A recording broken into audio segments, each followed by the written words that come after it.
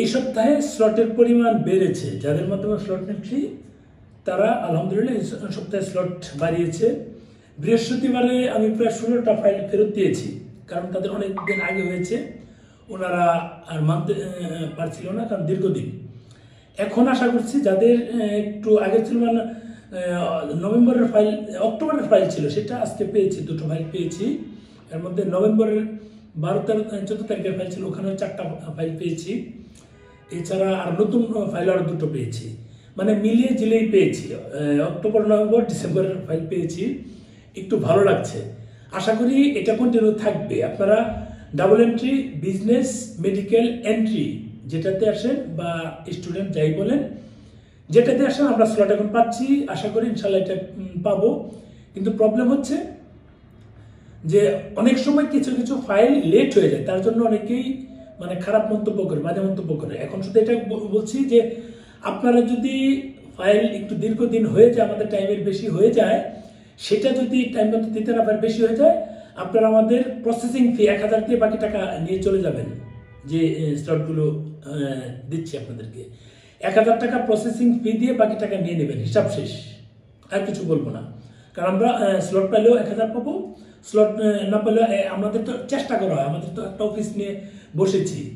আমি তো চাচ্ছি স্লট বাণিজ্য টোটাল অফ হয়ে যায়। প্রতিদিন যে আবেদন করব, আবেদনপত্র করি তো আশা করি ইনশাল্লাহ অনেক কাজ আসবে। আবেদনপত্র করে স্লটটা কেন বন্ধ করছে না, হাই কমিশন ভালো জানে। এর কিছু জানি না। ওদিন 2টো বিজনেস ভিসার স্লট পেয়েছিলাম, ভিসা কিন্তু আলহামদুলিল্লাহ হয়েছে। এখন দেখি বাকিটা কি হয়, আল্লাহ ভরসা। এখন আমরা শুধু মানে স্লট নিয়ে দিচ্ছি, মানুষের ভিসার মানে হচ্ছে না তা না। আমি এই পর্যন্ত যাদের কয়েকজন চেক করলাম হয়েছে, একজনের দেখলাম হয়নি। কেন হয়নি আমি জানি না, সে পাসপোর্টটা এখনো পাইনি হাতে। তবে বাকি যাদের দিয়েছি সবার আলহামদুলিল্লাহ পেয়েছি। এই যে পেয়েছি, এটা মানে প্রপার ডকুমেন্টস থাকলে ভিসা হচ্ছে। অনেকেই প্রশ্ন করে যে ভাই আমার তো পিঠে ব্যথা, আমি কি এটার জন্য পারবো কিনা, বা আমার বাতের ব্যথা, বা আমার মাথা ব্যথা, এগুলোর জন্য আসলে আপনারা আবেদন করে শুধু মানে খুব বেশি একটা সুবিধা করতে পারবেন। আমি আবারও বলছি, তবে যাদের মেজর প্রবলেম তারা আসেন, তারা কনফার্ম ভিসা পাবেন। যারা মানে বড় ধরনের সমস্যা নিয়ে আসবেন, তাদের এখন যেহেতু স্লট অ্যাভেলেবেল পাচ্ছি, স্লট জমা দিয়ে মানে যে হাসপাতালে আপনি ট্রিটমেন্ট করতে যাবেন, মুম্বাইয়ের বেশ কয়েকটা হাসপাতাল আছে, ওই হাসপাতাল থেকে আপনারা আবেদন করলে ইনভিটেশন নিয়ে আসলে আমরা এনে দিব।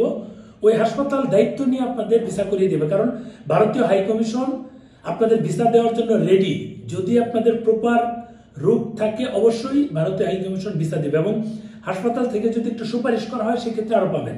এই ক্ষেত্রে কিন্তু আমি বলতে পারি যে কনফার্ম ভিসা পেয়ে যাবেন। এই হচ্ছে বিষয়। আমরা তো আর ভিসা দিই না, আমরা বুঝি যে কোন ধরনের রোগী ভিসা ইজিভাবে পেয়ে যাবে বা পাওয়ার সম্ভাবনা থাকে।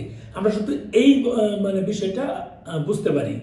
তাই আপনারা প্রপার রোগী যারা আছেন আসেন, অথবা যারা আগে ডাক্তার দেখিয়েছেন ওই পেপারসগুলো নিয়ে আসেন, ওইসব হাসপাতাল থেকে ইনভিটেশন নিয়ে আসেন।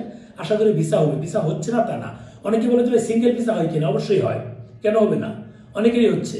তবে এই ডাবল থাকলে বা অ্যাটেন্ডেন্ট থাকলে সুবিধা। আর যারা নিয়মিত ওই পাশে ডাক্তার দেখান, সিঙ্গেল গিয়ে আগে ডাক্তার দেখাতেন, তারা এখন যদি সিঙ্গেল আবেদন করেন 100% ভিসা হবে, সমস্যা নেই। ভালো থাকবেন, শেয়ার দেন ভিডিওটা।